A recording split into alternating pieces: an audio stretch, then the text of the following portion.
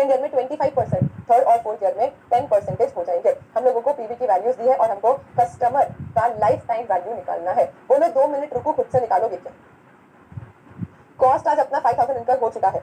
अब क्या हमको सामने इनकम होने वाली है वो कैलकुलेट करके देखना है क्या हम अल्टीमेट फायदे में रहेंगे कि नहीं। खुद करना है या मैं करवा दूं? बोलो। I can wait for 2 minute. अगर आपको खुद से करना है तो करो ना, एक बार कोशिश करो तो समझ में आएगा। चलो मैं वेट कर रही हूँ, एक बार ट्राई करो।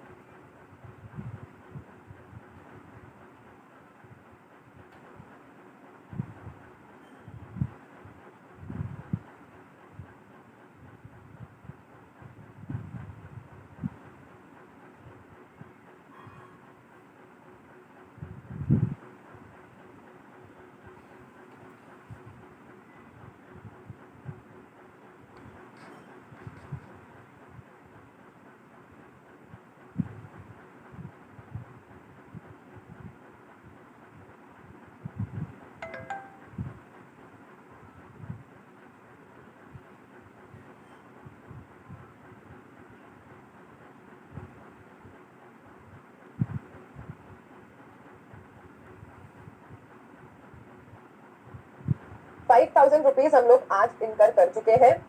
तो अब फ्यूचर में कितने फायदे होंगे उनको भी आज के टर्म्स में ही निकालना पड़ेगा। आप ये नहीं बोल सकते कि दो अगर मुझे 1500 रुपीज थर्ड ईयर में मिलेंगे तो मैं उसको स्ट्रेट अवे 5000 से कंपेयर नहीं कर सकती, उसको मुझे डिस्काउंट करके आज लाना पड़ेगा बिकॉज 5000 तो आज ही इनकर हो चुका है।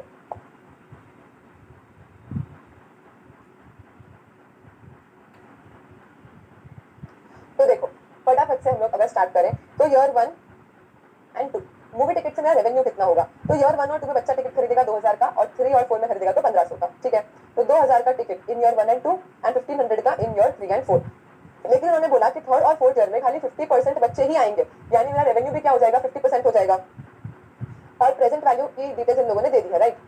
Given that PVIFA of ₹1 for 4 years is this and for PVF for 2 years is this। ठीक है, 2 years और 4 years का दिया, दोनों का डिफरेंस निकाल लो तो 1 और 2 ईयर का भी आपको मिल जाएगा और 10% से हम डायरेक्टली भी इसको निकाल सकते हैं। हम लोगों को ऑल 4 इयर्स का एक साथ दे दिया है एंड देन फॉर 2 इयर्स एक साथ दे दिया है, मतलब 4 - 2 करोगे तो आपको बाकी के 2 साल का भी डिफरेंस मिल जाएगा। तो भाई ईयर 1 और 2 साल का तो इन लोगों ने दे दिया है 1.735, तो यहाँ पे ले लिया 1.735। टोटल 4 इयर्स का अवेलेबल है, इसमें से इसको माइनस कर लो तो थर्ड और फोर्थ ईयर का भी आपको मिल जाएगा, राइट। हाँ, तो देखो भाई 2000 रुपीज हमको मिल रहे हैं ईयर 1 एंड 2 में, जिसके लिए हम लोगों ने प्रेजेंट वैल्यू निकाल ली है आज। हाँ ये पर ईयर ही है, ये पर ईयर ही है, इसलिए तो प्रेजेंट वैल्यू 2 साल का ले रहे हैं ना एक साथ। अंडरस्टैंड, यहाँ पे 4000 करने की जरूरत नहीं है फॉर ईयर एंड 2 बिकॉज हमको रेवेन्यू पर ईयर 2000 मिल रहा है। 2000 को हमने पहले फर्स्ट ईयर के लिए भी डिस्काउंट कर लिया और सेकंड ईयर के लिए भी डिस्काउंट कर लिया। फर्स्ट और सेकंड ईयर के लिए एक साथ डिस्काउंट कर रहे हैं, तब जाके सब प्रेजेंट वैल्यू 3470 आ रहा है। आप ऐसा करो, अगर 2000 को पहले फर्स्ट ईयर के लिए डिस्काउंट करो फिर 2000 को सेकंड ईयर के लिए डिस्काउंट करो तो भी टोटल 3470 ही आएगा। और जो समझ में आया, मैंने रेवेन्यू वही रहने दिया, मैंने प्रेजेंट वैल्यू फैक्टर 2 साल का एक साथ ले लिया। कभी भी आप लोग अगर कैश फ्लो एनालिसिस करते हो, अंडरस्टैंड, और ऐसा बोला होता है क्वेश्चन में कि पहले साल में हमको 800 मिलेंगे, दूसरे साल में 800 मिलेंगे, तीसरे साल में 800 मिलेंगे, चौथे साल में 800 मिलेंगे, तो आप क्या सिंगल प्रेजेंट वैल्यू के फैक्टर लगाते हो क्या? नहीं, सबका टोटल करके एक ही साथ इसको प्रेजेंट वैल्यू से कन्वर्ट कर देते हो ना। बोलो हाँ या ना। हाँ आया समझ में, वेरी गुड। चल तो भाई फर्स्ट और सेकंड ईयर के हिसाब से 100% बच्चे आएंगे पिक्चर देखने, तो उनसे इतना रेवेन्यू अपना हो जाएगा। लेकिन थर्ड और फोर्थ ईयर में खाली 50% बच्चे ही आएंगे, तो अपना जो पीवी आया है ये पूरा तो अपने को मिलेगा नहीं, खाली 50% ही मिलेगा। या आप ऐसे ना करके सीधा ऐसा सोचो कि 1500 मुझे मिलने वाला था एक बच्चे से, पर आधा ही बच्चा आएगा, 50% बच्चे आएंगे, तो यहीं पे इनको 50% करके एंड उसके बाद भी आप प्रेजेंट वैल्यू फैक्टर लगाओगे तो भी आपका आंसर सेम ही आ जाएगा। एक स्टूडेंट मुझे 4 साल में टोटल इतना मूवी का पैसा देके चला जाएगा। देन उसके बाद अगर हम फूड बेवरेजेस की बात करें तो 75% बच्चे जो आएंगे। अब यहाँ पे सबसे इंपॉर्टेंट चीज क्या है, ये वाला परसेंटेज जहाँ पे आप लोग गलती कर सकते हो। जो बच्चे आएंगे वही तो पॉपकॉर्न खरीदेंगे, जो आए ही नहीं है वो पॉपकॉर्न कैसे खरीद पाएंगे। तो इन्होंने बोला जितने बच्चे पिक्चर देखने आते हैं उसमें से 75% बच्चे पॉपकॉर्न खरीदेंगे। तो फर्स्ट और सेकंड ईयर में तो सारे बच्चे आ रहे हैं, 100% बच्चे आ रहे हैं, तो 100 का 75% ही होगा। लेकिन समझो थर्ड और फोर्थ ईयर में इन्होंने बोला कि बच्चे ही 50% आ रहे हैं, तो 50% बच्चों का 75% निकालेंगे, 50 का 75% निकालेंगे, तब जाके 37.5 आएगा। यहाँ पे हम सीधा 75% नहीं ले सकते। ये समझ में आया क्या सबको?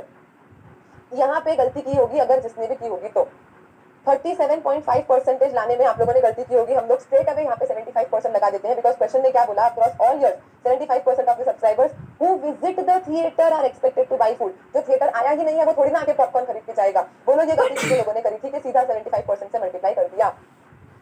जो आएंगे उसके 75% पॉपकॉर्न खाएंगे, तो पहले साल में सब आ जाएंगे, पहले और दूसरे, इसलिए सीधा 75 लिया। थर्ड और फोर्थ ईयर में खाली 50% स्टूडेंट्स ही आएंगे, तो 10% का 75% करेंगे तो 37.5 आ जाएगा। एंड उसके बाद सॉफ्टवेयर की बात करें तो अगेन उन्होंने बोला कि जो आएंगे उसमें से फर्स्ट ईयर और सेकंड ईयर में खाली 25% लोग सॉफ्टवेयर खरीदेंगे एंड थर्ड और फोर्थ ईयर में खाली 10% लोग सॉफ्टवेयर खरीदेंगे। तो भाई यहाँ पे तो 100 का 25 हो गया एंड देन थर्ड और फोर्थ ईयर में ऑलरेडी लोग ही 50% आ रहे हैं, उसके भी खाली 10% हमसे सॉफ्टवेयर खरीदेंगे। बोला बोलो बोलो बोलो एवरीवन, वेरी गुड। बस कैलकुलेशन करके एनपीवी निकालोगे तो एक बच्चा एक्सपेक्टेड है कि 4 साल में मुझे 12,394 लेके जाएगा, वर्सेस उसके सामने आज मैं खर्चा कितना कर रही हूँ सिर्फ और सिर्फ 5,000 का उसको लाने के लिए। तो भी 4 साल में आज की प्रेजेंट वैल्यू के हिसाब से मेरे पास 7394 रुपीज बच जाएंगे। इसको हम बोलते हैं कस्टमर लाइफ टाइम वैल्यू का कैलकुलेशन करना। बोलो यस और नो। वेरी गुड अक्षत। अक्षत ने बोला मैम मेरा पूरा सही सॉल्व हो गया। और किसका पूरा सही सॉल्व हो गया या क्या गड़बड़ करी फटाफट से बताओ, हम आगे बढ़ते हैं। अंडरस्टूड है किस तरीके से कस्टमर लाइफ टाइम वैल्यू गिनी जाती है, यानी इस कस्टमर की लाइफ टाइम वैल्यू मेरे लिए इतनी है तो अब इससे कम मैं कोई भी अमाउंट स्पेंड कर दूं तो भी मैं फायदे में ही रहूंगी। आज अगर इस कस्टमर को लाने के लिए मान लो फाइन है 7,000 भी खर्चा करना पड़ेगा, मैं कर लूंगी। क्यों 7,000 खर्चा करके भी मुझे 5394 तो बचेंगे, तो मैं जाने क्यों दूं उसको, क्योंकि सारे एक्सपेंसेस माइनस करने के बाद ये मेरा प्रॉफिट बच रहा है इसमें से, राइट। अब प्रॉफिट जितना बचेगा उसमें और कुछ खर्चा करना पड़ भी जाए तो कर लो।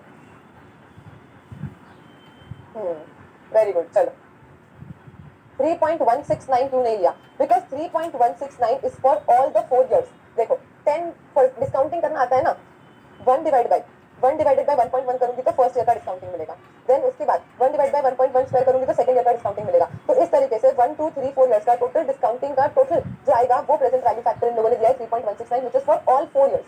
हमको ऑल 4 years में सेम फिगर पे कहीं पे डिस्काउंटिंग लगाने का काम हो ही नहीं रहा है। हमको फर्स्ट सेकंड ईयर के लिए अलग डिस्काउंटिंग लगाना है, थर्ड फोर्थ ईयर के लिए अलग डिस्काउंटिंग लगाना है। इन्होंने हमको टोटल दे दिया है और फर्स्ट और सेकंड ईयर का दे दिया है। They have given us the total of 3.169 and they have given us the first and second year। तो इन दोनों का जो डिफरेंस आएगा ना वो अपना थर्ड और फोर्थ ईयर का प्रेजेंट वैल्यू फैक्टर आएगा। 5% कैसे आया मैम? 5% कैसे आया? तो इन्होंने बोला जो लोग आएंगे उसके 10% लोग थर्ड और फोर्थ ईयर में सोवेनियर खरीदेंगे। जितने लोग थिएटर विजिट करेंगे उसके 10% लोग ही थर्ड और फोर्थ ईयर में सोवेनियर्स को परचेज करेंगे। तो 50% लोग बेटो सिर्फ यूट्यूबर्स बेटो काले में જોઈએ ને ફોનમાં 12 ઘંટા वो गेम में આવે अब्बा मत बोल जो मैं के कमेंट कर दीदी सिर्फ रील्स જોઈ रहे तो वो करे हूँ इनके एक्सेल नहीं सब नहीं આવી રહ્યું बेने तो इंटर्नशिप हूँ करेगा वो अब्बा मत बोल इनके मैंने मैं बोल दी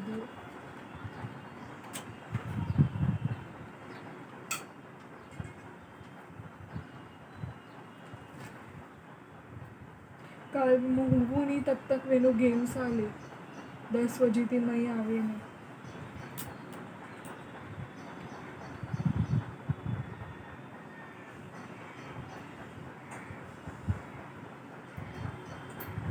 जरा पंखो फुल कर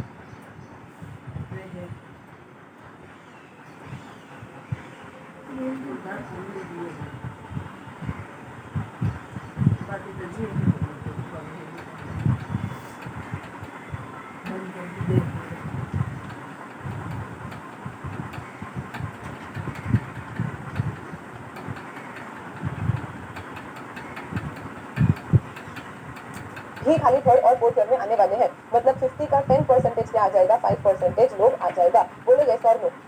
फर्स्ट ईयर में क्योंकि 100% बच्चे आ रहे हैं इसलिए हमने फर्स्ट ईयर में सीधा यहाँ 100% ले लिया, यहाँ 75 और यहाँ 25 जो एज इट इज परसेंटेजेस दिए थे। लेकिन थर्ड और फोर्थ ईयर में ये लोगों ने बोला जितने लोग आएंगे उसके 75% ही पॉपकॉर्न खाएंगे। तो 50% आएंगे जिसके 75% पॉपकॉर्न खाएंगे, यहाँ पे 50% आएंगे जिसके 10% ही खाली गिफ्ट खरीदेंगे। सब कुछ समझ में आया? हाँ देखो अगर सारे ईयर का ये ऐसा बोले ना ईयर 1 का प्रेजेंट डिस्काउंटिंग फैक्टर ये, ईयर 2 का ये, ईयर 3 का ये, ईयर 4 का ये, तो हम 1 2 3 4 ईयर वाइज कैलकुलेशन करके हमको दे सकते थे, या 1 और 2 का टोटल करके भी, क्योंकि 1 और 2 में फिगर्स सेम है तो 1 और 2 का टोटल और 3 और 4 का टोटल करके भी आप इसको सॉल्व कर सकते थे। क्वेश्चन कैसे प्रेजेंट वैल्यू फैक्टर्स दे रहा है उस हिसाब से आपका आंसर आ जाएगा। बोलो सुमन, प्रशांत, एवरीवन क्लियर? वेदिका, जिसका जो भी डाउट था, मेघा, मैंने आई गेस सबके डाउट सॉल्व कर लिए हैं। फटाफट से हाँ बोलते जिन जिन के मैंने नाम लिए कि यस मैम सॉल्व है, आगे बढ़ते हैं। इस तरीके के क्वेश्चन बिल्कुल बन सकते हैं हम।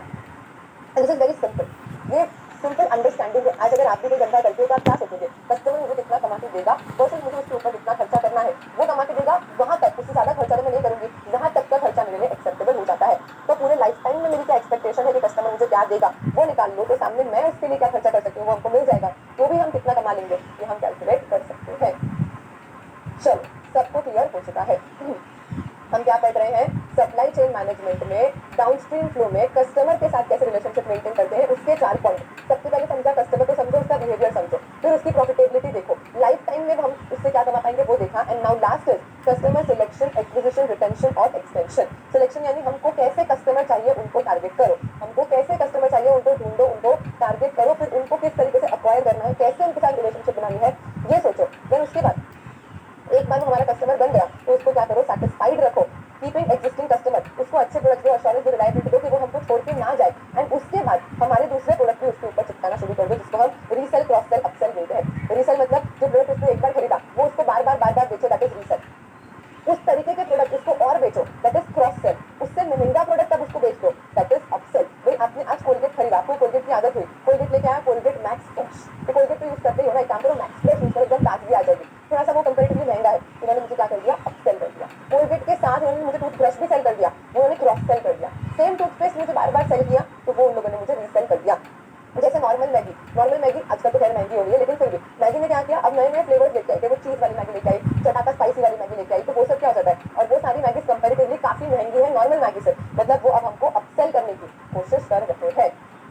मैगी ने क्या किया, मैगी मसाला अलग से बेचना शुरू कर दिया। पहले क्या होता था, जब हम छोटे थे तब मैगी के पैकेट में एक्स्ट्रा मसाला के पैकेट्स आया करते थे कि आप एक पैक मैगी में 2 मसाले डाल सकते हो। अब चाप में क्या करते हैं, 4 पैक मैगी में 4 मसाले देते हैं। अब आदत तो हमको लग चुकी है ज्यादा मसाले की, वो एक मसाला डाल तो मैगी एकदम फीकी लगती है, तो हमको क्या करना पड़ता है, अलग से मैगी मसाला का पैकेट खरीदना पड़ता है, तो हमको क्रॉस सेल कर रहे हैं। बोलो हाँ या ना, यस। तो कस्टमर सिलेक्ट करो, कौन सा कस्टमर चाहिए उसको टारगेट करो, देन अक्वायर करो। अब जैसे कि लेट्स से एक मेंस फेस वॉश है, एक मेन फेस वॉश की कंपनी है, तो उनका कस्टमर बेस सिलेक्ट करने के लिए क्या होगा, मेन, वो चाहते क्या है कि हम मेन को टारगेट करें। एक मान लो कॉस्मेटिक्स कंपनी है, तो उनका मेन टारगेट रहेगा कि हम क्या करें, फीमेल्स को अक्वायर करें, यानी सिलेक्ट करो कैसे टाइप का कस्टमर चाहिए, उस हिसाब से फिर एडवर्टाइजमेंट बनाओ और कस्टमर को अक्वायर करने की कोशिश करो। अगर आज मैं किंडर जॉय बेच रही हूँ तो किंडर जॉय के एड में मैं चाहूंगी कि मैं बच्चे दिखाऊं, बच्चे खुश हो रहे हैं वो दिखाऊं।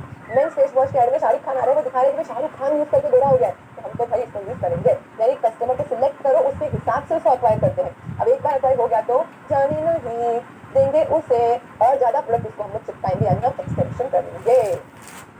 यस यस यस, चलो डन। यहाँ पे अपना पूरा सप्लाई चेन मैनेजमेंट का अपस्ट्रीम और डाउनस्ट्रीम खत्म होता है। बोलो दिल दिल आगाज, बोलो दिल दिल आगाज बम क्या। Supply chain management, I believe आपको सब कुछ मेरे साथ याद हुआ है, कोई रिवीजन की घर पे जरूरत नहीं पड़ेगी। देखो सप्लाई चेन मैनेजमेंट में अकॉर्डिंग टू GSCF फ्रेमवर्क हमने 8 प्रोसेसेस देखी थी। अब याद है क्या 8 प्रोसेस, बोलो चलो चैट बॉक्स में लिखो ना एक वर्ड में, अब किसको वो 8 प्रोसेस याद है। सबसे पहला कस्टमर के साथ रिलेशनशिप मेंटेन करना और सप्लायर के साथ रिलेशनशिप मेंटेन करना, दोनों के साथ रिलेशनशिप मेंटेन करना है, लेकिन अग्रीमेंट्स किसके साथ एंटर करने हैं, तो अग्रीमेंट्स हमको कस्टमर के साथ एंटर करने हैं, ताकि अग्रीमेंट के हिसाब से कस्टमर हमारे ऊपर डिमांड रेज कर सके। जिस डिमांड को हमको ऑर्डर फुलफिलमेंट करना है, ऑर्डर फुलफिलमेंट करने के लिए मैन्युफैक्चरिंग फ्लो बनाना पड़ेगा, जिसके लिए प्रोडक्ट को डेवलप, डिजाइन और कमर्शियलाइज करना पड़ेगा, और अल्टीमेटली प्रोडक्ट कस्टमर को नहीं पसंद आया तो रिटर्न्स का मैनेजमेंट भी हमको करना पड़ेगा। ये 8 सप्लाई चेन की हमने प्रोसेसेस देखी। सप्लाई चेन पुश मॉडल हो सकती है, पुल मॉडल हो सकती है, पूरा समझा। पुश मॉडल एंटिसिपेटेड डिमांड की बेसिस पे चलती है, और पुल मॉडल एक्चुअल डिमांड की बेसिस पे चलता है।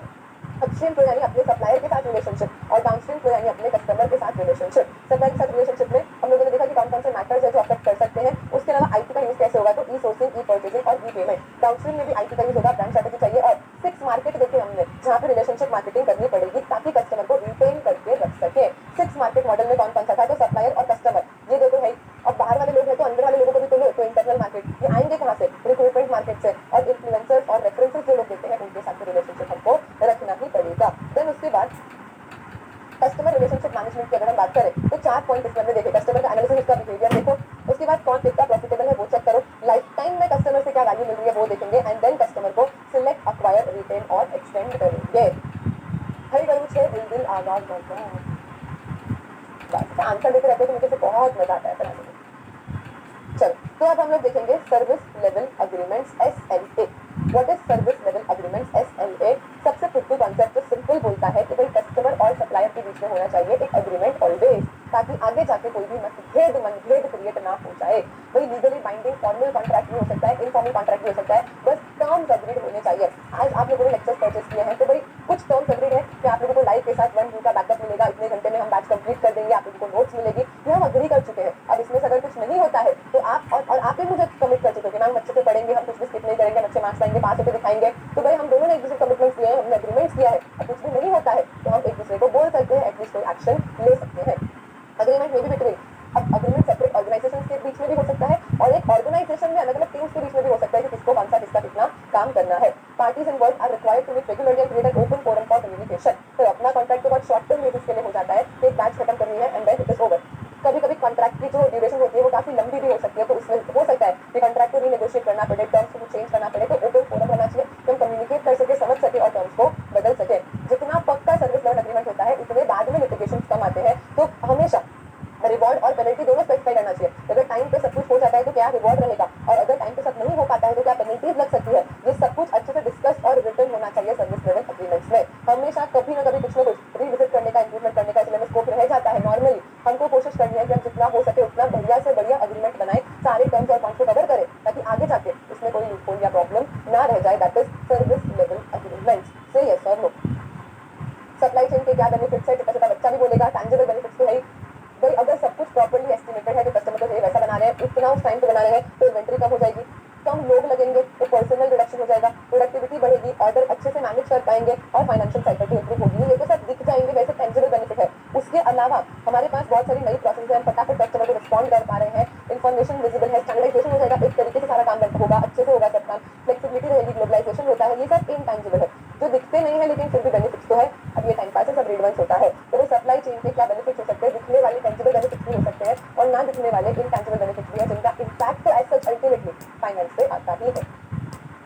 Building a resilient and sustainable supply chain, दो वर्ड है यहाँ पे, एक रेजिलिएंट और एक सस्टेनेबल। कोई मुझे मतलब बताए, इन वर्ड्स का मतलब बताओ फटाफट से, चलो एवरीवन।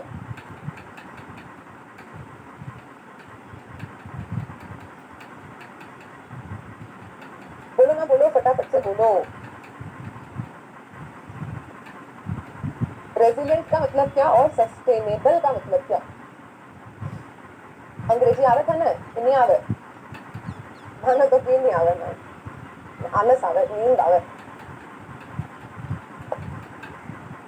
मैम सस्टेनेबल तो पता है क्योंकि बहुत जगह पे आता है। इनफैक्ट वो ट्रिपल बॉटम लाइन जब बताया था पीपल प्लैनेट और प्रॉफिट वाला, तब भी बताया था कि सस्टेनेबल तो लंबे समय तक चलना चाहिए। सिगरेट बिजनेस वाले एग्जाम्पल भी दिए थे, पेपर सिगरेट वाले। लचीला, रेजिलिएंट मीन्स लचीला, ओके। सहन करना is resilient, okay. Sir answer तो काफी बढ़िया दिए आप लोगों ने।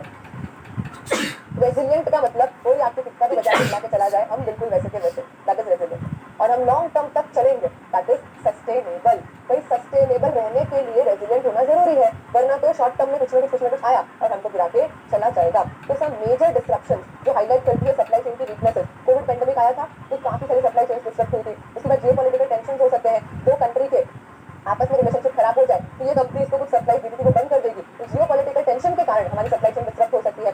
इकोनॉमिक कोलैप्स ऑफ कंट्रीज, ये रिसेंट रीजन पता चलने लगा है कि यार पूरी पूरी कंट्रीज उठ रही है। पहले तो कोई आदमी रुक रहा है, पहले तो कोई आदमी उठा था, पता चला कि भाई सोलन तो फॉर्म उठ गई है, इंसॉल्वेंट हो गई है। आजकल तो पूरे पूरे नेशन इंसॉल्वेंट होते जा रहे हैं। मतलब सॉवरेन डिफॉल्ट का रिस्क भी नया नया आइडेंटिफाई होने लगा है। रॉ मटेरियल की शॉर्टेज अगर होगी तो प्रोडक्शन में डिले हो सकता है। Economic uncertainty, inflation, unemployment, recession, ये सब हमारी सप्लाई चेन को हैम्पर कर सकते हैं। तो हमारी जो सप्लाई चेन है वो सप्लाई चेन ऐसी होनी चाहिए कि ये सारे डिस्ट्रप्शन आने के बाद भी वो रॉक सॉलिड खड़ी रहे और इम्पैक्ट ना हो। तो हम बोलेंगे कि हमारी सप्लाई चेन रेजिलिएंट है। और ऐसी सप्लाई चेन बनाओ जो लॉन्ग टर्म सस्टेनेबल है, किसी को परेशानी नहीं दे रही, रिसोर्सेज को खत्म नहीं कर रही, ताकि वो सप्लाई चेन सालों साल जिंदगी भर तक चलती रहे।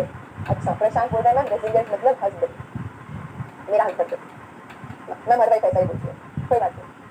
तो भाई रेजिलिएंट मतलब, जैसे कि प्रशांत ने बोला भाई रेजिलिएंट मतलब हस्बैंड, कोई कितना भी आए बता के जाए कुछ भी करे, हम सॉलिड खड़े हैं, इसको हम रेजिलिएंट बोलते हैं। तो ये सारी वीकनेसेस के कारण बहुत ज्यादा डिस्ट्रप्शन सप्लाई चेन में हुए हैं, हमने देखे भी है कि हो रहे हैं। तो हमको इस तरीके से अपनी सप्लाई चेन बनानी है कि हम क्विकली इसको रिस्पॉन्ड करके और फिर से बैक टू नॉर्मल आ सके। With these disruption severely impact business operations, need of hours हम रेजिलिएंस बिल्ड करें सप्लाई चेन के अंदर, ताकि हमारे डे टू डे ऑपरेशंस भी ना खराब हो और लॉन्ग टर्म ऑपरेशंस तो खराब होने ही नहीं चाहिए। तो कैटास्ट्रॉफिक डिस्ट्रप्शन और day to day operational activity सारी की सारी हम लोग विथस्टैंड कर पाए। Resilience of supply chain implies that they need to be flexible and quickly adapted to rapidly unfolding scenarios. आप रेजिलिएंट कब हो पाओगे? जब आप फटाफट चेंज होकर सिचुएशन को अडैप्ट कर सको, तो ही आप रेजिलिएंट हो। अदरवाइज आप रेजिलिएंट कैसे हो? बिकॉज अचानक से कोई चीज आई, आपको हिला के गई, तो उसके सामने रिस्पॉन्ड करने के लिए need to be quickly flexible as well as adapted. कि चलो यार अब ऐसे नहीं हो रहा तो इस नेचर के हिसाब से काम करते हैं। जैसे कि जो फैकल्टीज मानो ऑफलाइन पढ़ाती थी सीएमए, अचानक से क्या आया, कोविड पैंडेमिक आया, ऑफलाइन पॉसिबल नहीं हो पाया, एंड द फैकल्टीज जो क्विकली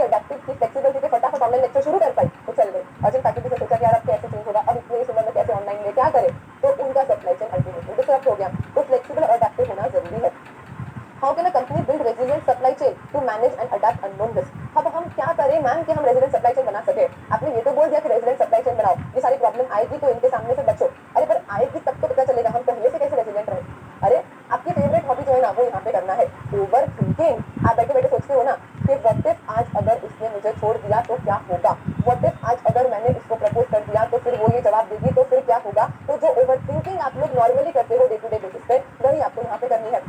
सोचो अगर पूरी की पूरी कंट्री उठ गई, मान के चलो जियो पॉलिटिकल टेंशन हो गया, तो क्या हम उसको हैंडल कर पाएंगे? मान लो कि भाई यहाँ पे रॉ मटेरियल नहीं सप्लाई किया इस सप्लायर ने, तो क्या अपने पास दूसरा कोई सप्लायर है जो फटाफट से दे पाएगा और अपना काम चल जाएगा? अगर इन्फ्लेशन बहुत बढ़ जाता है, अनएम्प्लॉयमेंट बढ़ जाता है, तो भी तो हमारे पास कोई अल्टरनेट मशीन है कि अगर लोग कम है, रिसेशन है, तो भी हम अपना काम कर पाए। तो कुछ नहीं, आपको स्ट्रेस टेस्ट रन करनी है। मान लो ना कि ऐसा सब हो रहा है, उसका क्या इम्पैक्ट बिजनेस में आएगा, आइडेंटिफाई करो, हम किस चीजों से वल्नरेबल है उनको ढूंढो, एंड अल्टीमेटली अपने अपने पीयर्स क्या कर रहे हैं वो सब भी देखो, इंडस्ट्री में दूसरे लोग क्या कर रहे हैं उससे भी बेंचमार्किंग करके देखो कि यार क्या वो रेजिडेंट है, और रेजिडेंट है तो वो क्या चीजें अप्लाई कर रहे हैं, वो भी क्या हम कर पा रहे हैं, नहीं कर पा रहे। आज हमारे पास अचानक से अगर फैक्ट्री में आग लग जाए तो क्या फायर सेफ्टी है, क्या एक्सटिंग्विशर है, क्या हम फायर के सामने रेजिडेंट है? तो आपको सोचना है। मान लो कि सब कुछ हो गया तो क्या हम सस्टेन कर पा रहे हैं? अगर हाँ तो हम रेजिडेंट है, वरना हम रेजिडेंट नहीं है और हम रेजिडेंट्स को बिल्ड करेंगे। बोलो यूज और नो, यूज और नो।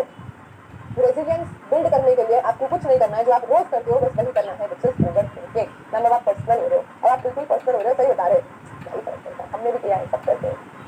चलो over thinking. What is ma'am मेरा सब सब्जेक्ट में मेरे 50 और मेरा ना किसी एक सब्जेक्ट में फेल हो गया, किसी में एग्जामेशन नहीं आया, सब में 50 की लाइन में मार्क्स आके रह गए तो क्या हो जाएगा? सब सोचते हैं। यूज। चलो उसके बाद game sharing arrangements. What is game sharing arrangements? Game sharing arrangement एक ऐसा अप्रोच है जहाँ पे सप्लायर अपना काम कर देता है बिना कस्टमर से आज के आज रिवॉर्ड की एक्सपेक्टेशन करे। बेस्ट एग्जांपल लेके समझाती हूँ। चलो आज क्या है, एक स्टूडेंट आया मेरे पास जिसने बोला कि मैम लेक्चर चाहिए, लेकिन आज फीस पे कर सकूं ऐसा नहीं है, मुझे लेक्चर चाहिए but I am unable to pay the fees today, पर करना तो आपसे है, तो क्या आप मुझे लेक्चर दोगे? मैंने बोला चल कोई बात नहीं दे देंगे, लेकिन उसने बोला नहीं नहीं मैम अपन ऐसे स्कॉलरशिप नहीं लेते, वादा करता हूँ आपसे पास होके और फिर उसके बाद मैं आपको पेमेंट कर दूंगा। मैंने बोला चल भाई अगर ऐसी बात है ना तो एक काम कर, देखो सब लेक्चर फ्री में देती हूँ, आज कोई पेमेंट मत कर, लेकिन जैसे ही सीए बना तब पहली साल जो भी नौकरी लगेगी उसमें क्या करना, पहले 3 साल तक 30% ऑफ द सैलरी मुझे दे देना। क्या बोला मैंने बोला कि आज मैं सारे लेक्चर फ्री में दे देती हूँ, कोई भी प्रॉब्लम नहीं है, फिर सीए बन जाओगे तो 3 साल तक जो भी कमाओगे उसका 30% बिल्कुल क्या करना, रिद्धि मैम के नाम पे निकाल के रख देना। तो ये होता है गेम शेयरिंग अरेंजमेंट। यानी आज मैंने एज ए सप्लायर बिना कुछ भी लिए, बिना अपने कस्टमर से कुछ भी एक्सपेक्ट करे अपना काम कर दिया, लेक्चर दे दिया, स्टूडेंट को पढ़ा दिया। अब मैं kind of equity stake risk ले रही हूँ, जैसे शेयर होल्डर्स हम पे इक्विटी रिस्क लेते हैं, मैंने वैसा रिस्क ले लिया है कस्टमर के ऊपर। बिकॉज अगर ये बच्चा फेल हो गया तो मेरा तो पैसा गया पूरा, लेक्चर दिया, प्रोडक्ट दिया, सर्विस दिया, सब कुछ गया, 1 रुपया भी मुझे नहीं मिलेगा। लेकिन अगर ये बच्चा पास हो गया तो भाई 3 साल एक चार्टर्ड अकाउंटेंट की कमाई का 30% मेरे को मिलने वाला है, उसका जो गेन होगा वो मैं शेयर करने वाली हूँ। समझो आज दोनों ही विन विन सिचुएशन में रहेंगे, मैं इस होप में रहूंगी कि काम हो जाए, सक्सेस हो जाए तो मेरे को भी खूब पैसा मिलने वाला है, और कस्टमर तो विन विन सिचुएशन में है ही, बिकॉज आज उसको फ्री में देता कौन। चलो ये लेक्चर वाली सिंपल अलग बात है कि फ्री में लेक्चर्स मिल जाते हैं, यूट्यूब पे होते हैं, टीचर्स भी स्कॉलरशिप दे देते हैं। हम एक नॉर्मल प्रोडक्ट की बात कर रहे हैं, एक नॉर्मल सर्विस की बात कर रहे हैं, तो कौन मार्केट में आपको फ्री में देता? ये सप्लायर ने आप पे भरोसा करके फ्री में दिया है आपको, तो आप तो विन विन सिचुएशन में हो ही, और अगर आप सक्सीड कर गए, सब काम परफेक्टली हो गया, तो सप्लायर भी विन विन सिचुएशन में, क्या उसको माल पैसा मिलने वाला है। बिल्कुल अपन भी कर ले क्या सब लोग गेम शेयरिंग अरेंजमेंट, मेरे को तो कोई कॉन्फिडेंस है आप लोग पास होने ही वाले हो। बढ़िया बढ़िया गेम शेयरिंग अरेंजमेंट करते हैं, 3 साल तक जो कमाओ इसका 30% मेरे को देना, 30% तो सरकार लेके चली जाती है, फिर आपके पास क्या ही बचेगा। चलो तो भाई यहाँ पे हम बोलेंगे gain sharing is an approach to review and adjustment of an existing contract और सीरीज ऑफ कॉन्ट्रैक्ट, जहाँ पे एडजस्टमेंट दोनों पार्टी के लिए बेनिफिशियल रहता है।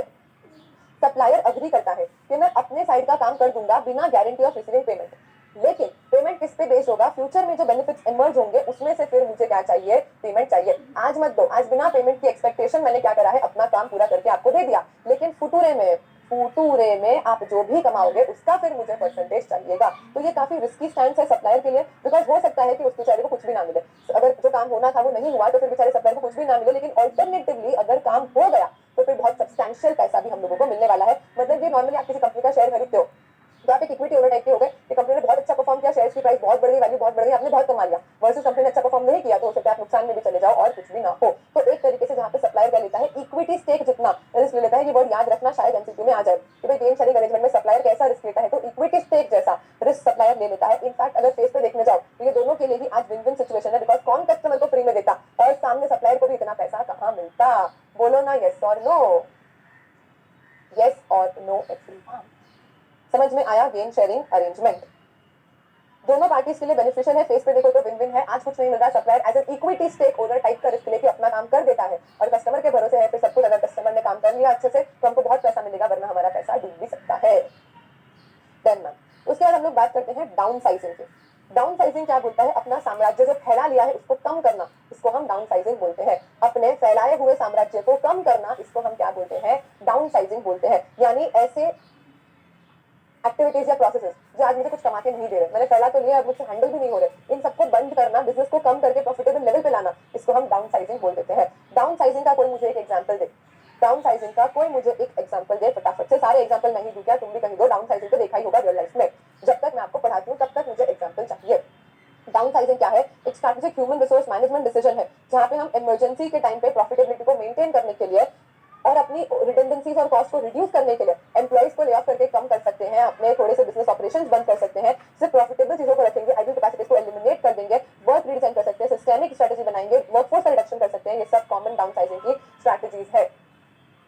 Downsizing. Reasons for downsizing include economic crisis, change in management, excessive workforce, merging of companies, automation, outsourcing, offshoring, change in strategy, area focus, company value. इन सारे reasons के चलते डाउनसाइजिंग हो सकता है। क्योंकि आज अगर दो कंपनी मर्ज हो गई तो दोनों कंपनी में कुछ काम तो कॉमन होता होगा, जैसे कि अकाउंटिंग हो गया, अकाउंटिंग यहाँ भी होता है, अकाउंटिंग यहाँ भी होता है। अब ये मर्ज हो गई, इनका ऑफिस एक हो गया है, तो उस ऑफिस का जो कुछ इंफ्रास्ट्रक्चर ओवरहेड कॉस्ट लगता था वो कम हो गया है। तो भाई ऐसे केस में हमको अब शायद थोड़े से कम एम्प्लॉइज लगेंगे, हमको शायद थोड़ा सा अकाउंटिंग सॉफ्टवेयर वगैरह जो हम दो खर्चा इनकर करते थे अब सिंगल अकाउंटिंग सॉफ्टवेयर से काम हो जाएगा। तो यहाँ पे हम लोग क्या करते हैं? डाउनसाइजिंग कर लेते हैं। कुछ डिपार्टमेंट ऐसे हो सकते हैं जो इसके पास भी प्रोडक्शन डिपार्टमेंट था, इसके पास भी प्रोडक्शन डिपार्टमेंट था, अब दो डिपार्टमेंट की क्या जरूरत है? दोनों में से जो अच्छा मैनेजर उसको रखेंगे, दूसरे को निकालेंगे, पूरा डिपार्टमेंट बंद कर देंगे। ये सब क्या हो जाता है? डाउन साइजिंग हो जाता है। किंगफिशर का एग्जांपल दिया है लोगों ने, फोर्ड का एग्जांपल दिया। गाड़ियों में तो बहुत कॉमन होता है ना, आज अगर कोई गाड़ी लॉन्च हुई है और वो गाड़ी ढंग से नहीं चलती है कुछ टाइम तक, और चलती भी है तो भी फिर उसका रेस कम हो जाता है, तो लोग क्या करते हैं? उस गाड़ी को कंपनी क्या करती है? उस गाड़ी को फिर डिसकंटिन्यू कर देती है। मतलब ऐसा नहीं है कि आज अगर कोई कंपनी ने कोई कार लॉन्च की तो जिंदगी भर वो कार मिलती ही रहती है क्या उस कंपनी से? नहीं, नए नए मॉडल्स आते हैं और पुराने मॉडल्स डिसकंटिन्यू होते रहते हैं। तो डाउन साइजिंग करना तो जरूरी है, बिकॉज अगर कंपनी आज भी वो गाड़ी बनाती रहेगी कोई लेगा नहीं और वो अल्टीमेटली नॉन प्रॉफिटेबल में कन्वर्ट हो जाएगा। यस, सो यस और नो। डाउन साइजिंग का सिंपल मतलब है जो चीजें हमको प्रॉफिट नहीं दे रही है उनको हटा दो। प्रशांत, आपका example is not down sizing का एग्जांपल, वो एक मार्केटिंग स्ट्रैटेजी मूव है कि टाइम के साथ पार्ले जी वालों ने बिस्किट के पैकेट का प्राइस तो 5 रुपए ही रखा है, पर उसमें 16 बिस्किट आ रहे थे, उसका 8 बिस्किट कर दिया। That is not down sizing. उन्होंने प्रोडक्ट पे काम किया है। डाउन साइजिंग यानी अपनी कंपनी के अंदर एम्प्लॉइज को कम करना, डिपार्टमेंट को हटाना, मशीन्स को हटाना, वर्कफोर्स को कम करना, ये सब कुछ डाउन साइजिंग हो जाता है। हाँ, ट्विटर में क्या, एलन मस्क ने क्या किया? ट्विटर को अक्वायर करके ही एम्प्लॉइज को ले ऑफ करना चालू किया। इनफैक्ट कोविड के टाइम पे स्विगी जोमेटो ने भी मास एम्प्लॉइज को ले ऑफ करा था। वो सब क्या होता है? डाउन साइजिंग होता है कि हम उनके ऊपर जो खर्चा कर रहे हैं ना, जो सामने पैसा नहीं दे रहा है, वो खर्चा बचा ले, इसको हम डाउन साइजिंग बोलते हैं। फिर अगर हम बात करें आउटसोर्सिंग की, आउटसोर्सिंग करके भी आप डाउन साइजिंग कर सकते हो, समझना। आउटसोर्सिंग करके भी आप डाउन साइजिंग कर सकते हो। आउटसोर्सिंग का मतलब क्या? जो काम मैं कर रही हूँ वो अब मैं नहीं करूंगी, मैं किसी और से करवाऊंगी, उसको हम आउटसोर्सिंग बोलते हैं। बाहर से चीजें सोर्स कर लेना, खुद बनाने की जगह आउट, बाहर से चीजों को सोर्स कर लेना, दैट इज आउटसोर्सिंग। जैसे कि ये कार मैन्युफैक्चरिंग कंपनी होती है, तो आपको क्या लगता है कि व्हील से लेकर स्टीयरिंग तक सब कुछ खुद बनाते हैं? नहीं, आज एक कार कंपनी है, वो क्या करेगी? जो टायर्स है कार के, आउटसोर्स करके बाहर से ले लेगी, एमआरएफ से, सीएट से, ब्रिजस्टोन से, किसी भी कंपनी से क्या कर सकते हैं? टायर्स दे सकते हैं। That is an example of outsourcing. वही कंपनी खुद टायर बनाने जाएगी जो कंपनी गाड़ी बना रही है, तो वो फिर अल्टीमेटली उसकी एफिशिएंसी उसमें कम होगी। आउटसोर्सिंग इंपॉर्टेंट क्यों है? ऐसा नहीं होता कि हर चीज हमको खुद ही करनी चाहिए, हर चीज हमको खुद ही करनी चाहिए जरूरी नहीं है, बिकॉज हमसे ज्यादा एक्सपर्ट कोई दूसरी चीज में हो सकता है। तो आप एक काम करो, टायर कंपनी को बनाने दो और आप गाड़ी के फीचर्स पे बेटर काम करो। आउटसोर्सिंग के काफी बेनिफिट्स हो सकते हैं कि आपकी जो नॉन कोर बिजनेस एक्टिविटीज है ना, वो किसी और को दे दो, उससे खास फर्क नहीं पड़ेगा। लेकिन जो कोर बिजनेस एक्टिविटीज है उस पर आप ध्यान दो, उस पर आप इंप्रूवमेंट लाओ। यानी मैंने क्या करा? अगर पहले मैं टायर खुद बना रही थी, मैंने उसे छोड़ दिया, नहीं बनाने, टायर कंपनी से टायर खरीद लेंगे, तो मैंने क्या कर लिया? आउटसोर्सिंग करके डाउनसाइजिंग कर लिया। क्या बोला मैंने आउटसोर्सिंग करके डाउनसाइजिंग कर लिया। लेट्स से मैं एक बिस्किट मैन्युफैक्चरिंग कंपनी हूँ, मैं बिस्किट बनाती हूँ और बिस्किट को जिस पैकेट में पैक करती हूँ वो पैकेट भी मैं खुद ही बनाती हूँ, जिसके अंदर मैं बिस्किट डाल देती हूँ। मैंने सोचा बिस्किट बनाना मेरा काम है, एक काम करती हूँ, एक पैकेजिंग कंपनी को पकड़ती हूँ, उसको बोलती हूँ कि भाई मेरे को ये पैकेट बना के दे देना। पैकेट बनाने का काम मैंने आउटसोर्स कर लिया, जिसके कारण मेरा पैकेट बनाने का काम क्या हो गया? अब डाउनसाइजिंग में चला गया है। यानी हम आउटसोर्सिंग करके डाउनसाइजिंग कर सकते हैं। इस सेंटेंस का मतलब समझ में आया क्या? हम आउटसोर्सिंग करके डाउनसाइजिंग कर सकते हैं। ये लाइन समझ में आ रही है सबको? बोलो यस और नो। हाँ, ये व्हाइट लेबलिंग जो नॉर्मली आप लोग सुनते रहेंगे कि हम किसी कंपनी से सामान बनवा के उसको अपने ठप्पा लगा के बेच देते हैं, दैट इज ऑल आउटसोर्सिंग। तो outsourcing is defined as the transfer of non core, लोग तो कोर बिजनेस फंक्शन भी आउटसोर्स करने लगे हैं, नॉन कोर छोड़ो, पूरा पूरा प्रोडक्ट कहीं और से बनवा के अपना ठप्पा लगा के बेच देते हैं, वो सब होता है, दैट इज आउटसोर्सिंग। और अदर एक्सटर्नल फर्म्स ऑर्गेनाइजेशन, इससे फायदा क्या होगा, वो लोग उसमें एक्सपर्ट है, वो लोग उसमें एक्सपर्ट है तो हमको उसका फायदा मिल जाएगा। प्रोज ऑफ आउटसोर्सिंग क्या बोलता है कि कॉस्ट कम होगी, क्योंकि हमसे कम कॉस्ट में आज मैं टायर बनाने जाऊँ तो मेरे से महंगा बनेगा, मेरे वो एक कंपनी जो सिर्फ टायर ही बना रही है, उसके पास इकोनॉमी से उसने क्रैक कर लिया होगा इतने साल में कि टायर सस्ते में कैसे बनता है, तो मेरे से तो कम कॉस्ट में वो बना के मुझे दे देगा, तो रिड्यूस कॉस्ट हो जाएगी, प्रोडक्टिविटी बढ़ेगी, बिकॉज अब मैं अपने कोर फंक्शन पे काम कर पाऊंगी टायर बनाने की जगह पे, तो कोर फंक्शन में काम करूंगी तो ऑफकोर्स मेरी प्रोडक्टिविटी इंक्रीज होगी, स्पेशलाइजेशन और फ्लेक्सिबिलिटी। राइट, एंड शॉर्टकमिंग्स क्या है, तो देखो शॉर्टकमिंग्स मतलब when it comes to outsourcing the vendors bigger and older are better. क्यों? क्योंकि कुछ प्रॉब्लम्स आउटसोर्सिंग में आ सकती है, जैसे कि अगर मैं आउटसोर्सिंग करूं तो मुझे उस कंपनी को अपने ट्रेड सीक्रेट्स बताने पड़ेंगे, कॉन्फिडेंशियलिटी का प्रॉब्लम हो सकता है, तो उसको पहले से एक्जैक्टली पता चल जाएगा कि गाड़ी कैसी है, किस तरीके की है, कैसे टाइल्स में लग रहा है, क्या हो रहा है, मेरी कुछ चीजें लीक हो सकती है, कॉन्फिडेंशियलिटी सबसे मेजर प्रॉब्लम होता है जब हम लोग आउटसोर्सिंग करते हैं। इसके अलावा एक प्रॉब्लम हो सकता है कि आज अगर वो कंपनी इनएफिशिएंट हो गई तो मेरा प्रोडक्ट भी इनएफिशिएंट हो जाएगा। मानो आज ब्रिजस्टोन ने अच्छे टायर्स नहीं बनाए, मैंने ब्रिजस्टोन कंपनी के साथ एग्रीमेंट किया कि मेरी हर गाड़ी के लिए आपको टायर बना के देने हैं, अगर आज ब्रिजस्टोन अच्छे टायर्स नहीं बनाती है तो अल्टीमेटली लोग क्या बोलेंगे कि मेरी गाड़ी ढंग से नहीं चल रही है, तो मेरे आउटसोर्स सप्लायर की एफिशिएंसी खराब होने से मेरी एफिशिएंसी भी खराब हो सकती है। बोलो बोलो बोलो, यस और नो। हाँ, तो भाई आउटसोर्सिंग में कल्चरल डिफरेंसेस, सिक्योरिटी, रिलायबिलिटी का इशू रह सकता है, कम्युनिकेशन प्रॉब्लम्स हो सकती है, प्राइवेसी लीक हो सकती है, तो आपको ध्यान क्या रखना है कि भाई पुराने और ट्रस्टवर्दी वेंडर्स को आप लोग काम दो। ऐसे जॉब्स जहाँ पे बहुत स्ट्रिक्ट सिक्योरिटी की जरूरत है वो तो आप आउटसोर्स करो ही मत, and it is best to start small and constantly monitor, एक बार थोड़ा थोड़ा सा काम आउटसोर्स करो, पूरा एक साथ मत दे दो।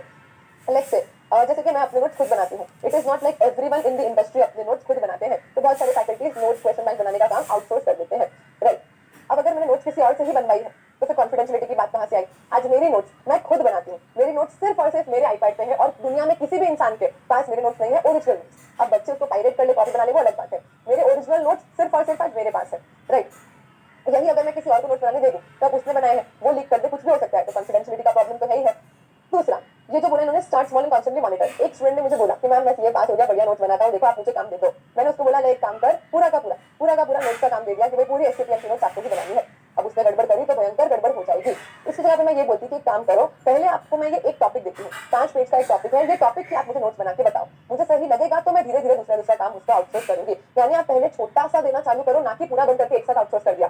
स्टार्ट स्मॉल, मॉनिटर करो, मैंने उससे 4-5-6 टॉपिक्स की नोट्स बनवाई, अब मेरे को कॉन्फिडेंस आ गया कि हाँ यार ये बंदा सही नोट्स बनाएगा, उसके बाद मैं उसको नोट मेकिंग आउटसोर्स करूंगी। मैं तो फिर भी ना करूँ, मैं 2-3 बार अटेम्प्ट कर चुकी हूँ कि बहुत ज्यादा काम था तो आई थॉट कि क्वेश्चन बैंक का थोड़ा सा काम मैं किसी और को आउटसोर्स कर दूं, नोट्स बनाने के लिए मैं किसी और को बोल दूं, क्योंकि इंटर की नोट्स, फाइनल की नोट्स, एससीपीएम की नोट्स, आईडीटी की नोट्स काफी सारा हो जाता है, टेस्ट पेपर बनाना। इनफैक्ट मैंने टेस्ट पेपर का काम भी आउटसोर्स नहीं किया, मेरे को भरोसा ही नहीं आ रहा था किसी पे, मैं 3-4 लोगों को ट्राई भी कर चुकी हूँ कि आज चलो एक काम करो छोटा सा टॉपिक बना के दो, तो बेचारे अच्छा भी बना के, मेरे को लगता है कि यार ये अच्छा बना दिया, दूसरा अच्छा नहीं बनाया तो दूसरा मुझे ये भी डर रहता है कि वो अपने हिसाब से अपनी अंडरस्टैंडिंग से नोट्स बना रहा है, वो लेक्चर में पढ़ाते टाइम मुझे नहीं समझ में आया कि नोट्स में क्या लिखा है, तो मुझे अपना फ्लो चाहिए, मुझे आज सब पता है नोट्स में कहाँ पे कौन से कलर से मैंने क्या लिखा है, तो मेरा एक पढ़ाने में अलग कंफर्ट रहता है। बोलो यस और नो। तो आउटसोर्सिंग के प्रॉब्लम्स भी है तो आउटसोर्सिंग के बेनिफिट्स भी है।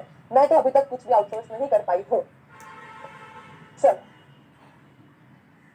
देखो, किसी को ऑर्डर देना इज नॉट आउटसोर्सिंग, ठीक है। अब लेट्स से जैसे कि कोई मुझे पूछ रहा है कि मैम हम गवर्नमेंट को एयरक्राफ्ट बना के दे रहे हैं, तो क्या वो आउटसोर्सिंग है? एक बात बताओ, एयरक्राफ्ट बनाना भी गवर्नमेंट का काम है क्या? गवर्नमेंट आपसे एयरक्राफ्ट खरीद रही है तब गवर्नमेंट आपकी कस्टमर हो गई, गवर्नमेंट ने आपको आउटसोर्स कर दिया, ऐसा नहीं है। एयरक्राफ्ट का कोई पार्ट बनाने आपको दे दिया होता, एयरक्राफ्ट मैं बना रही हूँ, वो आउटसोर्सिंग हो जाता है। अब ऐसे तो मैं कुछ भी परचेस करूँ, लेट्स से सुबह उठ के मैं ब्रश करती हूँ, मैंने कोलगेट से टूथपेस्ट परचेस करा, तो क्या मैंने आउटसोर्स किया? अरे खुद बैठ के थोड़ी ना कोलगेट बनाऊंगी, तो कुछ भी खरीदना आउटसोर्सिंग नहीं होता है। मुझे जो रिक्वायरमेंट है मेरे बिजनेस में, उन एक्टिविटीज में से कुछ काम जो मुझे करना चाहिए मैं किसी और से करवा लूँ, वो आउटसोर्सिंग होता है। अंडरस्टैंड? आज तो मैं बोलूं मैंने एप्पल से आईपैड खरीदा, मैंने आउटसोर्सिंग कर लिया क्या? अरे तो मैं आईपैड घर पे बैठ के बनाती क्या? मुझे थोड़ी ना आता है, पढ़ाना मेरा काम है। अगर मैं टेस्ट पेपर बनाना, क्वेश्चन बैंक बनाना, नोट्स बनाने की को बोलूं तो वो आउटसोर्सिंग होता है। ए समझ में आया ये डाउट? गजब डाउट पूछता मजा आता है कभी कभी तो। चलो से यस और नो, हर चीज इज नॉट आउटसोर्सिंग। हमारे ऑपरेशन से रिलेटेड कोई काम हम किसी और को देते वो आउटसोर्सिंग हो जाता है। डन प्रशांत?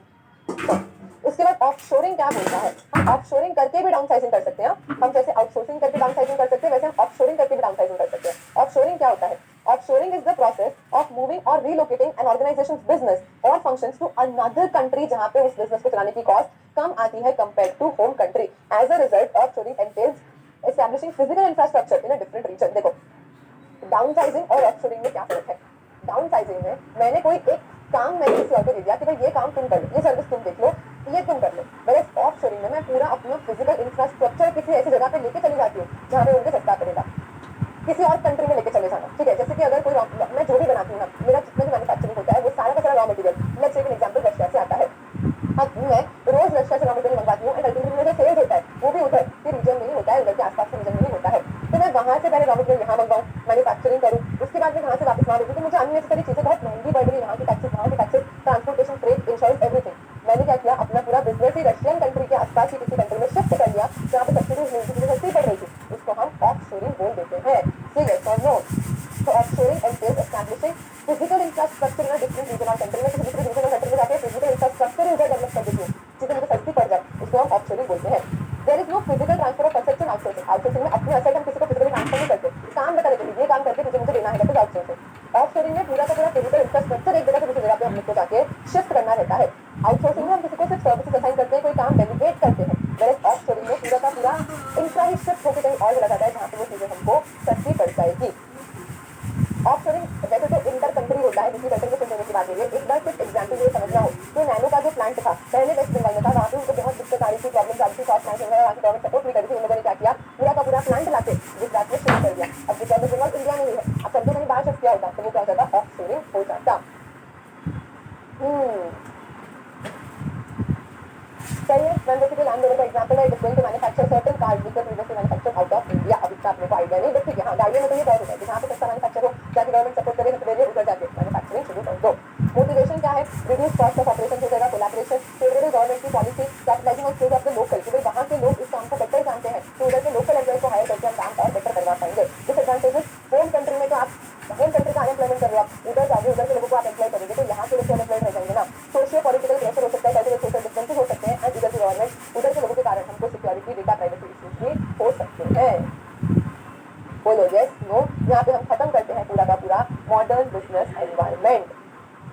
ऑफशोरिंग बेसिकली हम इंटर कंट्री की बात कर रहे हैं, आप समझ सकते हो कि यहाँ से वहाँ शिफ्ट होना भी काइंड ऑफ ऑफशोरिंग ही है, but the concept is related to inter country transfer. ये समझाना चाह रहे हैं कि एक कंट्री से दूसरी कंट्री, देखो इंडिया से इंडिया में शिफ्ट होने में टैक्सेस नहीं बदलते, गवर्नमेंट ठीक है, स्टेट गवर्नमेंट बदल सकती है, but central government central country same रहता है, लोग सिमिलर रहते हैं, तो that is not creating very much big of a difference. लेकिन जब ऑफशोरिंग करते हैं, गवर्नमेंट बदलते हैं, टैक्सेस बदलते हैं, इंफ्रास्ट्रक्चर बदलता है, पॉलिसीज बदलती है, लोग बदलते हैं, कल्चर बदलता है, वहाँ पे there is a big big shift, उसको हम ऑफशोरिंग में कवर करते हैं। यस, हम जब आउटसोर्स करते हैं तो हम पूरा काम किसी और से करवाते हैं, जब हम ऑफशोरिंग करते हैं तब हम अपना ही चीज कहीं और से कहीं और शिफ्ट कर रहे हैं, वहाँ पे हम किसी के कोलैबोरेशन में काम कर सकते हैं पर हमारा काम भी उधर रहता है। आउटसोर्सिंग में पूरा किसी के सर पे बोल के छोड़ देते हैं, ऑफशोरिंग में हमारा इन्वॉल्वमेंट रहता है, हम सिर्फ यहाँ से यहाँ पे शिफ्ट हुए हैं। समझ आया सबको? एंड इधर हम खत्म करते हैं अपना मॉडर्न बिजनेस एनवायरनमेंट का चैप्टर। बोलो ना एवरीवन, दिल आगाज बॉम बॉम से बच्चों खबर पड़ी गई। तुला माइक, तुला कोई है क्या महाराष्ट्र जिसको मराठी में कैसे बोलेंगे? तुला माइक, पता नहीं, आई एम लर्निंग मराठी। मेरा पैर में मोच आ गई थी परसों, तो मैंने सीख लिया है मराठी में अगर बोलना हो कि मेरे पैर में मोच आई है तो हम बोलते हैं शिटी फुकट, माझा पाय मोडले, which means मेरे पैर में मोच आई है। चल, समझ आया, मजा आया, याद हुआ? हाँ पड़ गई ताने। चल एक छोटा सा ब्रेक ले ले, फिर हम क्वेश्चन करते हैं। हाँ, मराठी में कैसे बोलेंगे इसको? समझ आया, मजा आया, याद हुआ? गुजराती, मारवाड़ी, हिंदी और इंग्लिश तो आती है, मराठी में सीख लेते हैं, फिर एकदम बढ़िया रीजनल लैंग्वेज में पढ़ेंगे अपन। चल we'll take a small short break. अच्छा मैम, एक पैर में मोच आए तो मोडला बोलते हैं, मोडले में बोलते हैं, ओके, सिंगुलर प्लूरल भी होता है, सीखेंगे, वो भी सीखेंगे। तो it is 9:46, we will see you at 9:45, 9:45 बजे वापस मिलते हैं।